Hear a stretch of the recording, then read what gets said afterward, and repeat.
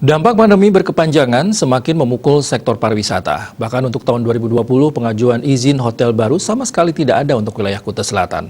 Namun izin pendirian akomodasi berskala kecil masih cukup banyak. Camat Kuta Selatan, Ketut Gede Arte mengatakan pengajuan izin hotel baru di tahun 2020 sama sekali tidak ada.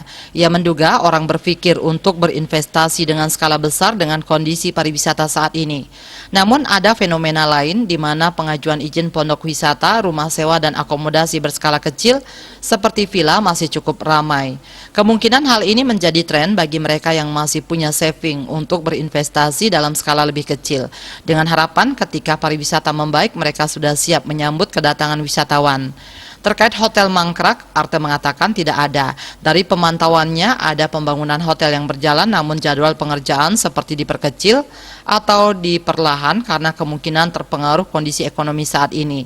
Ia mengakui perputaran ekonomi yang ditimbulkan oleh dampak pandemi untuk sektor pariwisata memang sangat luar biasa. Banyak hotel yang memilih tidak beroperasi dan merumahkan karyawannya. Walaupun ada yang bertahan namun dengan tingkat hunian yang sangat rendah. Di sisi lain, pelaku pariwisata juga berupaya membuat inovasi. Selain sudah memiliki sertifikat CHSI, mereka sekarang mempolakan berwisata yang aman dan nyaman. Seperti di kawasan ITDC yang dirancang aktivitasnya yang terbatas. Di samping menggalakkan vaksinasi di pedagang, sedangkan untuk pelaku pariwisata sudah berjalan bertahap seminggu lebih.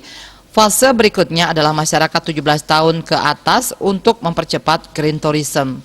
Sugiatnyana dan Pos melapor.